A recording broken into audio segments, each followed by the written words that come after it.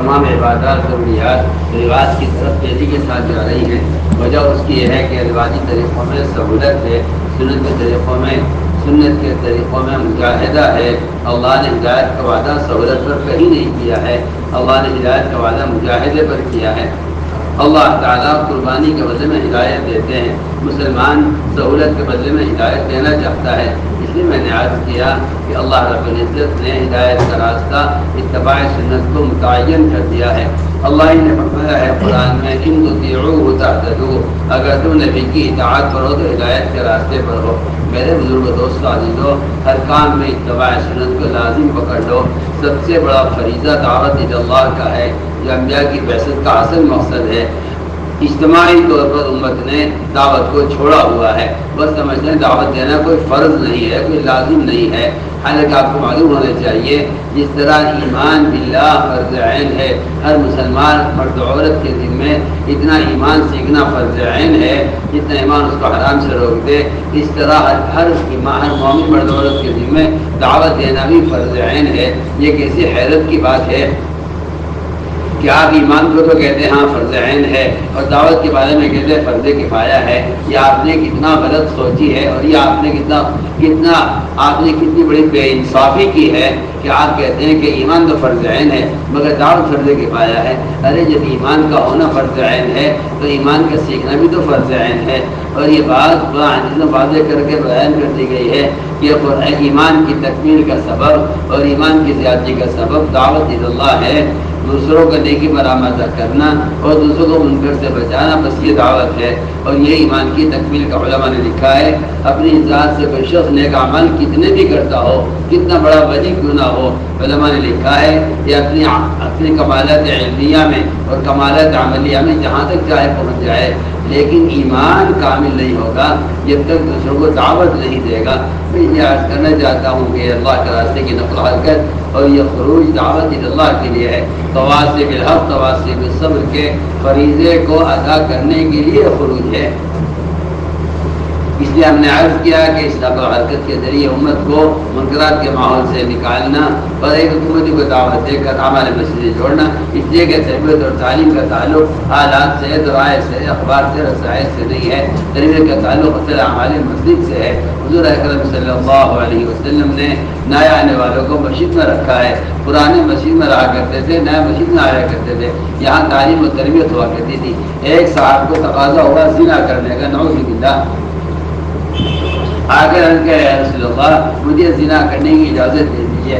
آپ نے مسجد بٹھا کر سمجھایا، مسجد کے ماحول میں آ کر اس کے دل میں زنا کی نفرت پیدا ہو گئی۔ آپ چیختے رہیے، پمفلٹ چھاپ کے تقسیم کراتے رہیے، آپ تقریریں کرتے رہیے کہ زنا حرام ہے، زنا حرام ہے، لوگ زنا چھوڑیں گے نہیں۔ اس کی وجہ یہ ہے کہ زنا کے چھوڑنے کی استعداد زنا کے حرام ہونے کے علم سے نہیں ہوتی۔ جھوٹ بولنا حرام ہے، یہ جھوٹ بولنے کا گناہ ہونے کے علم سے نہیں ہوتی، بلکہ عمل کی استعداد اور گناہوں کی نفرت عمل کے ماحول میں آنے سے پیدا ہوتی ہے۔ آپ ذرا غور کر لیجئے، وقت ثقیف نے کہا تھا کہ ہم فرائض پر عمل نہیں کریں گے مسلمان ہو جائیں گے۔ آج بھی مسلمانوں کا خیال یہ ہے کہ اس کے مسلمان ہونا کافی ہے، فرائض کا ادا کرنے کی ضرورت نہیں ہے۔ آپ لاکھ شور میں جائیں بازاروں میں اور لاکھ پلیٹ چھاپ کے تقسیم کرائے، نماز فرض ہے، کوئی مانے گا نہیں اس کو، کیونکہ عمل کی استعداد مسجد کے ماحول بغیر پیدا نہیں ہوتی۔ اس لیے میں نے عرض کیا کہ حضور اکرم صلی اللہ علیہ وسلم نے تربیت اور تعلیم کے لیے ہر مسلمان کو مسجد والا بنایا تھا۔ آپ صلی اللہ علیہ وسلم نے وقت ثقیف کو مسجد میں رکھا اور یہ فرمایا کہ مسجد سے بڑھ کر اور کوئی ماحول، کوئی اور ذریعہ، کوئی اور عمل، کوئی اور جگہ مسجد سے بڑھ کر ہدایت کے اور عمل کے لیے دلوں کے نرم ہونے کی اور کوئی جگہ نہیں ہے۔ اس لیے ہم عرض کرتے ہیں کہ تبلیغ میں گشت کا موضوع ہر مسلمان کو دعوت دے کر ہمارے مسجد جوڑنا ہے۔ تبلیغ میں گشت کا موضوع ملاقاتیں کر لینا نہیں ہے صرف۔ آپ میری بات یاد رکھیے گا، یہ گشتوں میں جو بات کر کے آ جاتے ہیں اور کہتے ہیں دین کی بات پہنچا دی ہے، دین کی بات کان میں ڈالنا تبلیغ نہیں ہے، ایمان ایسا کا ملفوظ ہے، دین کی بات کان میں ڈالنا تبلیغ نہیں ہے بلکہ دل میں اتارنا تبلیغ ہے۔ اور یہ بات دیکھو قرآن اس میں واضح کر دی گئی ہے کہ دل میں اترنے کی جگہ صرف مسجد ہے، دل میں بات کو اترنے کی جگہ صرف مسجد ہے۔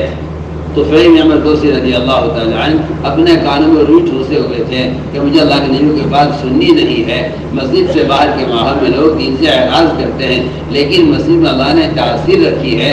جیسے ہی انہوں نے مسجد میں قدم رکھا اپنے کانوں سے روئی نکالی اور کہتے میرے دل اندر سے کہا کہ ان کی بات سننی چاہیے. میں نے کانوں سے روئی نکالی اور آپ کی بات سنی اور اسلام قبول کیا. اس سے معلوم ہو گیا کہ مسجد کا کوئی بدل نہیں ہے. آج اگر کوئی جاہل آدمی یہ کہتا ہے، بیوقوف آدمی یہ کہتا ہے کہ کیا مسجد ہدایت ملے گی، کیا مسجد میں لا کے بات کرنا ضروری ہے، آپ ذرا یاد رکھیے گا کہ یہ قرآن کی آیت کا انکار کر رہا ہے.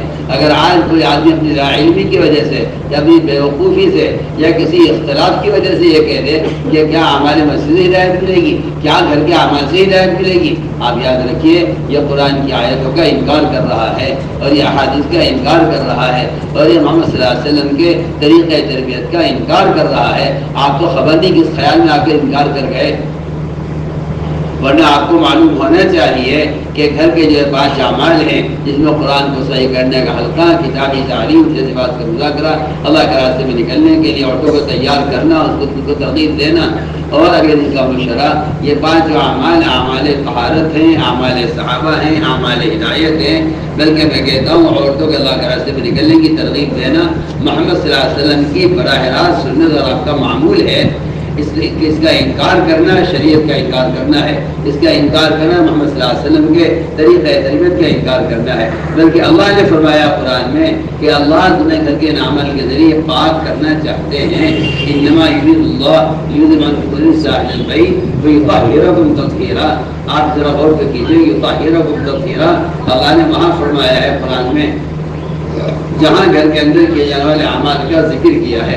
ذرا آپ اندازہ کر لیجئے، اللہ تعالیٰ تاکید سے فرما رہے ہیں کہ اللہ تعالیٰ تمہیں پوری طرح پاک کرنا چاہتے ہیں. اس کے لیے گھر کے اندر کیے والے اعمال یہ بتائے ہیں کہ یہ گھروں میں نماز قائم کریں، یہ گھروں کے اندر اللہ کے احکام کے تذکرے کریں، یہ گھروں میں اللہ کی بڑائی کے تذکرے کریں، یہ گھروں میں اجتماعی طور حلقہ لگا کر قرآن سیکھیں اور قرآن کی تلاوت کریں. آپ پڑھیے قرآن تو آپ کو پتہ چلے گا کہ اللہ نے یہ سارے کام بیان کرنے کے بعد آپ اس کے بعد ساری صفات ایمانیہ بیان کی ہیں. آپ ذرا 22 پارے کا پہلا صفحہ پڑھیے تو آپ کو پتہ چلے گا کہ جہاں تمام صفات ایمانیہ بیان کی ہیں اللہ نے، مسلمین، مسلمات، مومنین، مومنات، قانتین، قانتات پڑھتے چلے جائیے آخر تک ساری صفات ایمانیہ اللہ نے بیان کی ہیں. اور وہ بیان کی ہیں گھر کے اندر کے کیے جانے والے اعمال کے بعد. اس کا مطلب یہ ہے کہ اگر گھر میں اعمال ہوں گے تو یہ صفات ہوگی. آج تو آپ اس کا انکار کر دیتے ہیں کیونکہ آپ نے سیرت پڑھی نہیں ہے نا، آپ کو خبر ہی نہیں ہے کہ صحابہ کرام کی ہدایت کے اعمال کیا تھے، اسباب ہدایت کیا تھے. آپ تو ان موبائلوں کا سبب ہدایت سمجھتے ہیں. یہ آپ کی حماقت، بیوقوفی اور آپ کا نبی کے طریقۂ دعوت کو کا مذاق بنانا ہے اور یہ اسلام کی توہین کرنا ہے کہ آپ ان اعلیٰ سنی کی باتیں پھیلانے کو سمجھیں کہ ہم بھی ہدایت کا کام کر رہے ہیں. آپ گمراہی کے گناہ کاموں کے اندر مشغول ہیں. یہ نہ ہدایت کا راستہ ہے، نہ اسے ہدایت کبھی پھیلی ہے، نہ آئندہ کبھی پھیلے گی. قیامت تک کے لیے جس طرح محمد صلی اللہ علیہ وسلم کا طریقۂ نماز متعین ہے، میں قسم کھا کر کہہ سکتا ہوں یہ بات کہ قیامت تک آپ صلی اللہ علیہ وسلم کا یہ جو طریقۂ دعوت ہے یہی متعین ہے. کہ آپ کو کسی نے دھوکہ دیا ہے کہ دعوت کا کام کسی ایک طریقے میں محدود نہیں ہے. میں کہتا ہوں آپ غور تو کریں آپ کیا بول رہے ہیں. آپ سوچیے تو صحیح کہ محمد صلی اللہ علیہ وسلم کے زمانے میں کیا ہوا ہے. عمر رضی اللہ تعالیٰ عنہ حضور اکرم صلی اللہ علیہ وسلم کے قتل کے ارادے سے نکلے، تلوار سوتی ہوئی ہاتھ میں کہ میں آج آپ کو قتل ہی کر کے آؤں گا اور یہ قصہ میں آج نمٹا کر ہی آؤں گا. آپ ذرا سب کو معلوم ہے یہ واقعہ. وہاں راستے میں پتہ چلا کہ ان کے گھر میں دین داخل ہو گیا ہے. بہن کے گھر میں گھر کی طرف پلٹے، وہاں صرف قرآن کو ٹھیک کرنے کا حلقہ لگا ہوا تھا. اس قرآن کے حلقے نے عمر کے دل کو پلٹا ہے. آج آپ انکار کرتے ہیں اس کا، اس کی کیا ضرورت ہے، مجھے کرنا کیا ضروری ہے. آپ سوچیے تو صحیح. حضرت عمر کا اس دن کفر کی حالت پر اور کفر کا پارہ کہاں چڑھا ہوا تھا، اور عمر رضی اللہ تعالیٰ عنہ حضور اکرم صلی اللہ علیہ وسلم کے قتل کا فیصلہ کر کے چلے ہیں اور کہہ کر گئے قوم سے کہ میں آج قصہ نمٹا کر ہی آؤں گا. انہیں ہدایت کہاں سے ملی ہے؟ انہیں گھر میں قرآن کو صحیح کرنے کے حلقے سے ہدایت ملی ہے. میرے دوستوں، اس لیے ان اعمال کو اعمال نبوت یقین کرتے ہوئے اللہ کا امر سمجھ کر کرنا ہے. آپ پڑھیے قرآن میں وَاذْكُرْنَ مَا يُتْلَىٰ فِي بُيُوتِكُنَّ، یہ امر کا حکم ہے یہ کہ عورتوں کو چاہیے کہ گھروں میں اجتماعی طور حلقہ لگا کر قرآن کی تلاوت بھی کریں، قرآن کو سیکھیں سکھلائیں، اور گھروں کے اندر آخرت کے تذکرے کریں اور گھروں میں اللہ کے احکام کے تذکرے کریں. یہی حال گھروں کا تھا کہ وہاں سے ہدایت پھیلتی تھی، اور یہی حال مسجدوں کا تھا کہ آپ صلی اللہ علیہ وسلم اسلام سے وحشت کرنے والوں کو مسجد میں رکھا کرتے تھے. عرض کرتا ہوں کہ آج بھی اس تبلیغ کا اور دعوت کا، اس نقل و حرکت کا یہی مقصد ہے کہ امت میں عمل کی استعداد پیدا ہو اور امت میں عملی دین آئے. عملی دین کتابوں سے نہیں آیا کرتا. ہاں البتہ یہ بات ضرور ہے کہ کتاب سے دین سیکھا جائے گا. کتاب نماز سکھلانے کے لیے ہے، لیکن کتاب سے کوئی آدمی نمازی بن جائے یہ ممکن نہیں ہے. وہ تو آپ کو بے نمازی کو دعوت دے کر نماز کے ماحول میں لانا ہوگا. اگلی بات یہ بھی ہے کہ کتاب سے نماز سکھلا دینا یہ میرا نبیوں کا طریقہ نہیں ہے. میں تو صاحب علماء سے کہتا ہوں صلو کما رأیتمونی اصلی، یہ ایسی روایت ہے جس روایت کا حصہ اور یہ وراثت ہر عالم کے ذمہ آئی ہے اور ہر عالم کے حصے میں آئی ہے. علماء کو چاہیے مسجدوں میں عملی شکل قائم کرے اور آنے والوں کے عمل کی نگرانی کرے. آپ کتاب پڑھا کر امتحان لیے بغیر آپ مطمئن نہیں ہوتے.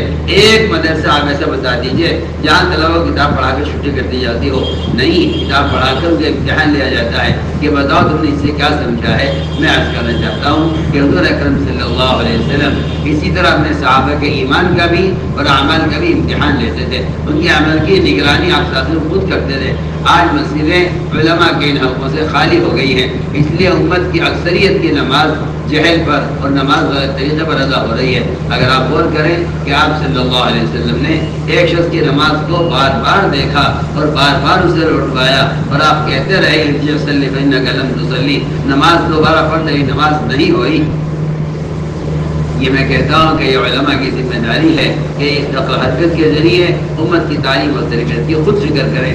علماء کو چاہیے امت کے درمیان رہ کر امت کے جہل کا مشاہدہ کریں، اس لیے کہ اگر آپ علماء امت کے جہل کا مشاہدہ نہیں کریں گے تو میں مثال آپ کو پیش کرتا ہوں.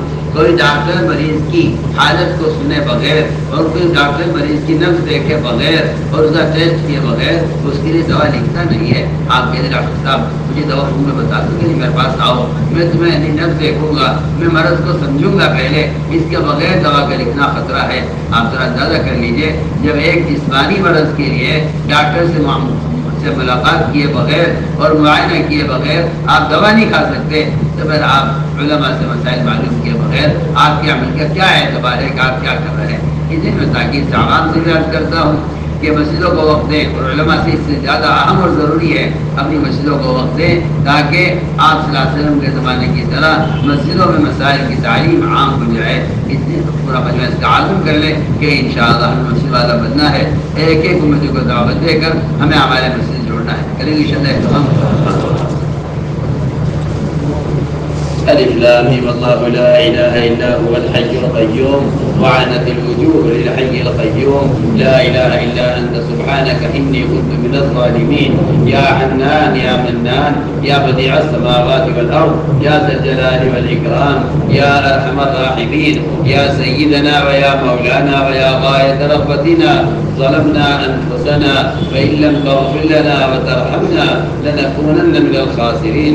رب اغفر وارحم واهدنا السبيل الأقوم. ربنا لا تؤاخذنا إن نسينا واخطأنا ربنا ولا تحمل علينا إصرا كما حملته على الذين من قبلنا ربنا ولا تحملنا ما لا طاقة لنا به واعف عنا واغفر لنا وارحمنا أنت مولانا فانصرنا على القوم الكافرين. اللهم زينا بزينة الإيمان واجعلنا هداة مهتدين. اللهم اجعلنا دعاة إليك وإلى رسولك. اللهم اجعلنا من الذين يجاهدون في سبيلك. اللهم وفقنا لما تحب وترضى من القول والعمل والفعل والنية والهدى إنك على كل شيء قدير. ربنا آتنا في الدنيا حسنة وفي الآخرة حسنة وقنا عذاب النار. اے اللہ ہمارے گناہوں کو معاف فرما، یا اللہ ہماری خطایا سے درگزر فرما، ہماری سیئات کو حسنات سے مبدل فرما۔ اے اللہ ہمارا سب سے بڑا گناہ اور جرم یہ ہے تیرا دین مٹتا رہا، ہم دنیا کمانے میں لگے رہے۔ اے اللہ ہم نے دعوت اللہ کو فریضہ نہ سمجھا، فضل فرما کر کرم فرما کر ہمارے جرم عظیم کو معاف فرما، اپنے فضل سے امت کو اس دعوت کی محنت کر مجتمع فرما، ایک ایک فرد امت کے دل میں دین کے مٹنے کا غم پیدا فرما، امت میں دعوت کی نسبت پر قربانیوں کو زندہ فرما کر ان قربانیوں کو قبول فرما کر اے اللہ امت کی ہدایت کے فیصلے فرما، مضلات فتن سے امت کی حفاظت فرما، زندگی کے تمام شعبوں سے اے اللہ خلاف سنت طریقوں کو ختم فرما، امت میں احیاء سنت کی ذمہ داری کا شعور پیدا فرما۔ یا اللہ ان جماعتوں کی نقل و حرکت کے ذریعے پورے عالم میں دینی فضائیں قائم فرما، جہاں جہاں سے بھی جماعتیں گزر جائیں وہاں دینی مراکز، علمی مدارس، قرآنی مکاتب قائم فرما، امت کے دلوں میں علم علماء کی عظمت، علم کی طلب امت کے دلوں میں پیدا فرما۔ اے اللہ عبادات کا شوق ہمارے دلوں میں پیدا فرما، اپنے ذکر پر اور شکر پر، حسن تلاوت پر، حسن عبادت پر، اور اے اللہ قیام لیل پر ہماری مدد فرما، ہماری غفلتوں کو دور فرما، ہمارے ذوق کو دور فرما، ظاہری باطنی قوت پیدا فرما کر اپنے رضا والے کا مبصر فرما۔ اے اللہ امت کے حال پر رحم فرما، امت کے بیماروں کو شفا نصیب فرما، ظاہری باطنی ذوق کو دور فرما۔ اے اللہ جناحت مقدمات محفوظ ہیں ان کی خلاصی کے فیصلے فرما، مقروضین کے قرضوں کے ادا ہونے کی غیب سے صورتیں پیدا فرما۔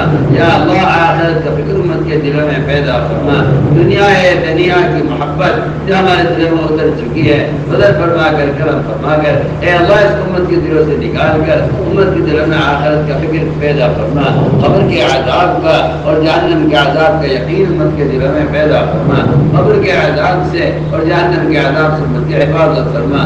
یا اللہ مجھے بات مغفرت کی توفیق نصیب فرما۔ اے اللہ اپنے کرم سے ہماری دعاؤں